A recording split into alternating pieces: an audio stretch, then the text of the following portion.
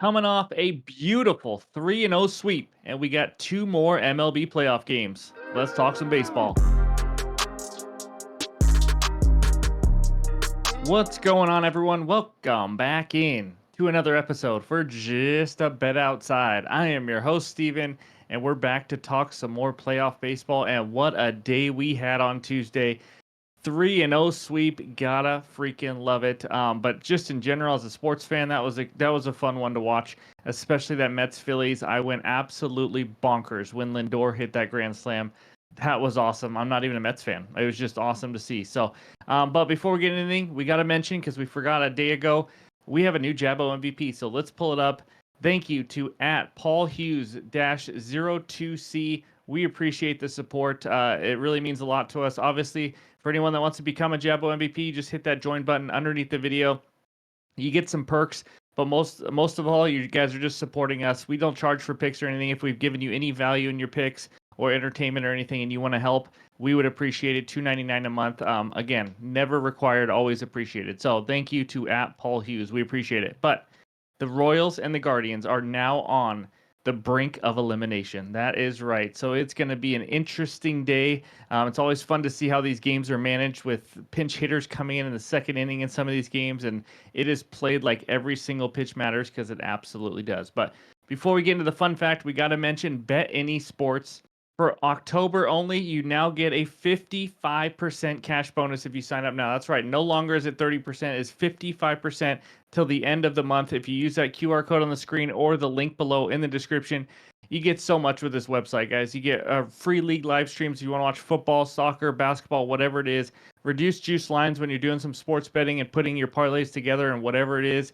You get online casino games if you'd like to play blackjack, roulette, slots. Of course, you bet on the Horsies, the Lotto platform. There is so much on this website, and one of the best things about it is it's one of the most user-friendly websites I've ever seen. So go join, and if you do it, you get a 55% cash bonus using the link or the QR code. But back to this video now. I am ready to get rolling, and that means it is MLB fun fact time. So here we go. This is an interesting one. MLB umpires missed over 21,000 balls and strikes last season, not this year, last season, and that was apparently their best season ever. Speaking of that, leave a comment below. What do you guys feel about the robo umps? Are you guys ready to bring that into the major leagues, or do you want to just keep it with what we got? So just curious your opinion. But in this video, we're going to recap that beautiful 3-0 sweep yesterday. We'll go over the good and bad hitter matchups for today, a couple pitcher strikeout matchups so we can go over the numbers with you guys, the pitcher report, and then of course we'll finish it with the best bets and the bets recap. So hit that like button if you haven't already, leave a comment below, and if you're new to the channel, hit that subscribe button. You guys already know we're on our way to 30,000 subscribers. You guys are awesome. All right, let's get into it, and it starts with the recap. There it is, a 3-0 day. I do wish I went a full unit now on all these, obviously, but half unit each. Under 4 first 5 innings, Cleveland, Detroit. I think it was 2-0 after 5. That was a beautiful win. It wasn't as sweat-free as you think, though. There's a lot of traffic on the bases. Luckily, they got out of jams. It was a wild game because you're seeing in the second and third inning new pitchers coming in. Kiter Montero started the game, threw 6 pitches in the first, and then was taken out. That was it. And then you have both teams putting in pinch hitters in the second, third, fourth innings.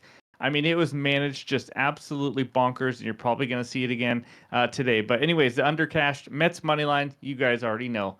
My goodness, they blew every chance they could. They swung at every curveball in the dirt possible. And yet Francisco Lindor says, all right, that's enough, guys. I'm going to take this 99-mile-an-hour fastball, plant it over the fence, hit a grand salami, and head to the NLCS. Congrats to Mets fans. That was awesome. And then the nerfy Yankees Royals, a little sweaty, but we got the job done. So playoff record now 9-5. Every single bet we've made in the playoffs has been a half unit. We are up 2.32 units. All right, now let's get into it, and it starts with those hitter matchups. We got 7 good hitter matchups for you. The first few aren't exactly big hitters, I'll tell you that. Look at that left side. Pham, Grossman, Frazier, and McKinstry. Yeah, let's all run to the window and go bet them. Then we got Matt Vierling, and then Colt 45 and 2 zigzags. 4 for 9 off Tanner Bybee, which is pretty impressive. And then Bobby Witt 2 for 6. Nothing really big here, guys, other than Bobby Witt. 2 for 6 is okay, but it's still Garrett Cole. So anyways, take a screenshot. Hopefully it helps you get some winners somehow. And now let's check out the bad hitter matchups. And we got 5 of those for you. Renfro 8 Ks versus Hunter versus Garrett Cole 4 for 22. Aaron Judge has just not been good lately. Let's just be honest with you. 1 for 18, 11 Ks. Michael Wacha is Aaron Judge's daddy. It has just been terrible for him. Gleyber Torres 1 for 16, 3 Ks. Salvi Perez 3 Ks, 1 for 15. And Yuli Gurriel, that's right, 1 for 10 with 4 Ks off Garrett Cole. So that's what we got for the hitter matchups. And now let's talk some arms. All right, these are the only two above average strikeout pitchers today, so I just want to go through the numbers so you guys had it. Tanner Bybee versus the Tigers. Well, he had 6, 2, 4, 8, and 5 Ks versus the Detroit in 5 starts. That includes the postseason start. He has faced them quite a bit this year. Tigers' 12th highest K rate versus righties since September 1st, just under 25%. His last 5 starts, though, 6, 7, 5, 9, and 4 strikeouts. Very similar home road K splits, so that's just all the numbers for Bybee. Obviously, it's tough when you're facing the same team 6 times now for this year. But Garrett Cole versus the Royals. Cole had 4 and 10 Ks in the 2 starts versus the Royals. The 4 Ks was in Game 1 of this series. Royals 16th highest K rate versus righty since September 1st, 23.5, so pretty much average. And they've been a little hit and miss, or he has been a little hit and miss this season with Ks. In his last 5 starts, 4, 5, 7, 2, and 7. It's not the Garrett Cole of old, but still been pretty good this year. His K rate on the road has actually been higher, 27.4 compared to 23.5 at home. So that's what we got for all the numbers and the pitcher K matchups. And now let's take a look at the pitcher report. All right, these are the 2 matchups. Tanner Bybee, like we talked about, having a pretty solid season. Really the only kind of solid pitcher that the Guardians have had. It's been rough in that rotation. But he's going up against Reese's Pieces Olsen. I'm going to be honest, guys. Right now he's listed as a pitcher. He might not end up being. He might throw 1 inning. He might throw 4 pitches. He might throw 40 pitches. You never know right now. AJ Hinch is making a ton of moves every single game right now. But, he's been decent this year. So take that for what it is. It's kind of hard to judge that game because of it. And then we got Garrett Cole versus Michael Wacha. Just a great pitching matchup. Obviously, similar ERA numbers, similar whips. Cole misses a few more bats and things like that, but pretty similar pitchers. Wacha's had one heck of a season. Yeah, we'll see what happens. But Wacha has the season on the line now for the Royals. There's all the averages on the bottom. Take a screenshot. Hopefully this helps you get some winners. And now it is time for the best bets. All right, this first one takes us out to Detroit, where the Tigers host the Cleveland Guardians. Guardians money line minus 115. Tigers on the money line minus 102 with a total of 6.5 runs. Like always, we're going to talk to matchup a little bit. So Tanner Bybee versus Reese Olson. Bybee, like I mentioned, did well in game 1, not week 1. It's not the NFL. 4.2 innings, 4 hits allowed, and 6 Ks with 1 walk. He had a 4.5 ERA versus Detroit in the regular season leading up to that game 1, so he's done okay. He's been much better on the road, though. 2.76 ERA on the road, 4.15 ERA at home. Only a 2.17 average against and a 3.98 slugging on the road. Righty-lefty splits dominated righties, actually, which is kind of surprising, but 1.90 average against and a 3.38 slugging compared to a 2.63 average and 4.60 slugging to righties, or to lefties. So it's actually not really that surprising. I don't know why I said that. But anyways, he has absolutely dominated righties. To have a 1.90 average against is pretty impressive. 14 of his 22 home runs given up have been to lefties. He has similar K rate splits, a little higher walk rate to lefties, nothing huge there. After kind of a rough August for him, he actually got a lot better. He had a 2.64 ERA in September with a 2.09 average against. Now, I'm going to talk about Reese Olson. Does it matter? I don't know, because I don't know how deep he's going to go in this game, or if he ends up starting. He may go 2 innings. We'll see. But home road splits, very similar K numbers. Much lower walk rate at home, 5.1% compared to 8.9%. Righty-lefty splits, he struggled more versus lefties, 2.53 average, 3.80 slugging compared to 2.20 average and 3.10 slugging to righties. Higher K rate versus lefties, though, 23.3% compared to 19.8, and a much higher walk rate to lefties with a 9.5% walk rate compared to 4.2% versus righties. Now, offenses, I'm not going to talk a bunch about it. We already did last game. They're both struggling to score runs. Let's face it. That's just what they are. They are struggling. They're facing the best arms of everybody. It's a chess match out there with these games. And so we'll see what happens. But I got a best bet, and it's the Guardians. That's right. Give me the Guardians on the money line, minus 115 on BetMGM for a half unit. I've done this a lot this postseason compared to last year. So I just want to let you guys know, because this is about helping you guys with your bets. It's not about you just tailing everything I say or whatever, but I'm using my gut a little bit more. In this spot right here, it tells me the Guardians are going to win. It just does. I feel like I had a good feel in that Mets-Phillies series, and that the Mets were going to win. And I know they won it with one swing, but they should have won it a million other times in that game. But I just think these two teams have been so even. I think it was 7-6 in the season series. I don't see the Guardians going down easy here. They won the AL Central for a reason. They have an elite bullpen, and they got their best starting pitcher on the mound, and I'm only getting minus 115 for them to win. I like it. Obviously, the offense has been relatively even. I mean, it's just a matter of who gets the big hit with guys in scoring position. Lately, the Guardians have not. I think they are due. I think they're going to force a Game 5 to go back. But like I said, Bybee did pretty good in Game 1, and the Guardians are now going to throw pretty much their best arms every single inning. They will not have anybody below average pitching in this game. It is all hands on deck, like we've talked about before. And the Tigers, I know they're a team that finds ways to win. I know I backed them. We've won. We've cashed. But this offense has still not been very good. I'm going to be honest. Their bullpen and Tariq Skubal have really been carrying them. So, and speaking of Skubal, Steve, he will probably be starting in Game 5. So the Tigers know that they have that in their back pocket as well. So I just think the Fighting Stephen Votes are just going to get the job done here.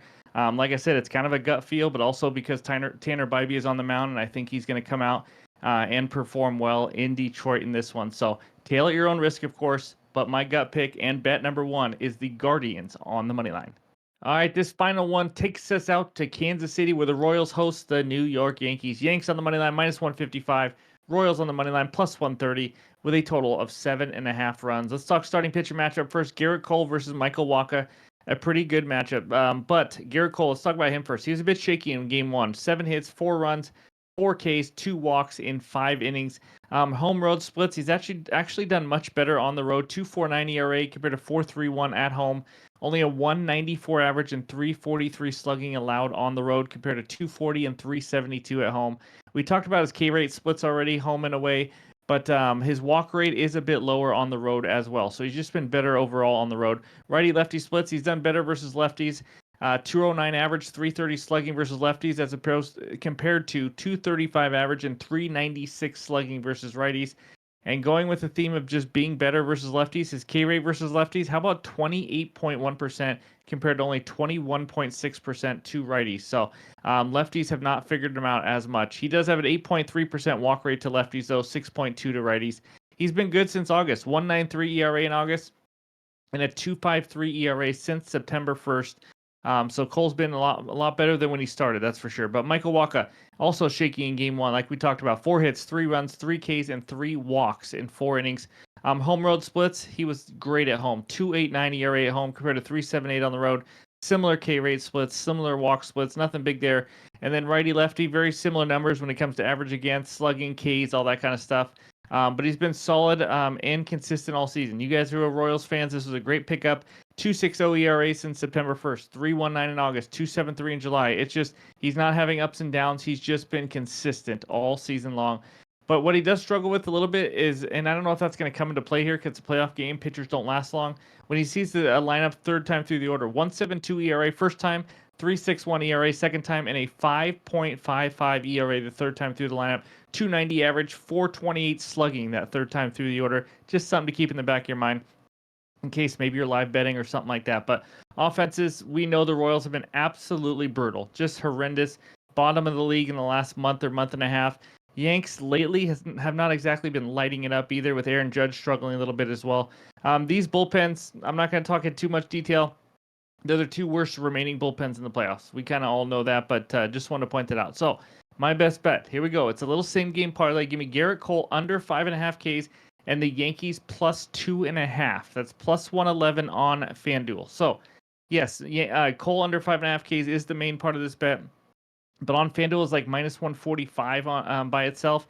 That's just too much juice. So I'm going to add the Yankees plus 2.5. You guys obviously do what you want. But let's talk about the Cole under 5.5 Ks here. So we talked about his pitcher strikeout matchups, but what was not mentioned there is how hard the Royals are to strike out at home. Since September 1st versus righties, 25.8% K rate on the road, only 21.4% K rate at home. But how about this? Over the course of the entire season, the Royals had the lowest strikeout rate at home in all of Major League Baseball. They only struck out 17.4%. We've actually talked about it just in general for the Royals. They hit much better. They play much better at home. They were a terrible road team this year offensively.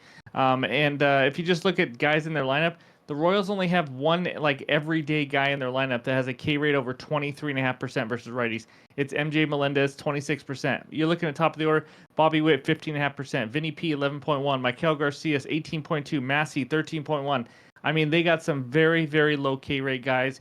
And then they're facing Cole up and down this year with K's, under in 3 of his last 4 starts, under in 8 of 18. So it's been about half under this line.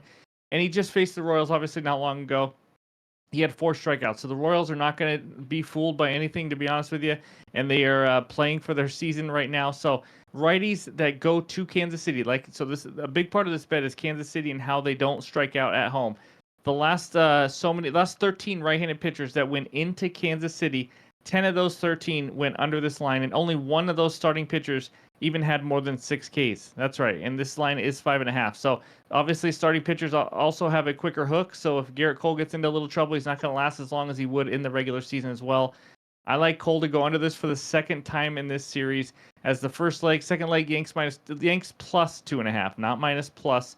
Again, just a juice reducer here. I'm not going to get too detailed with this. I think the Yankees win this game, honestly. I mean, they're the favorite to win this game.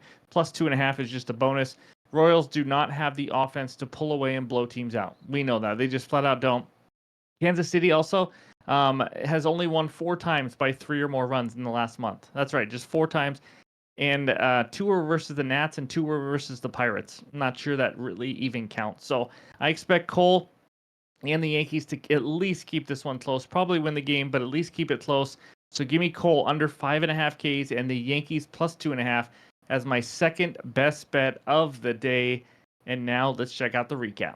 All right, those are the 2 bets. Guardians on the money line for a half unit. Hopefully my gut does not let me down, and Tanner Bybee. Garrett Cole under 5.5 Ks and the Yankees plus 2.5. That is a plus 111 on FanDuel, and that's what we got. Let's get 2 more winners. Let's make it 5 in a row. If you haven't already, hit that like button, and also go check out that NFL Thursday Night Football video for the 49ers and Seahawks. And then we'll post some NHL bets also. We were not able to get a video out, but hopefully we can get one out for Friday. So thanks again for watching. Hope everyone has a great Thursday, and we'll talk to you soon.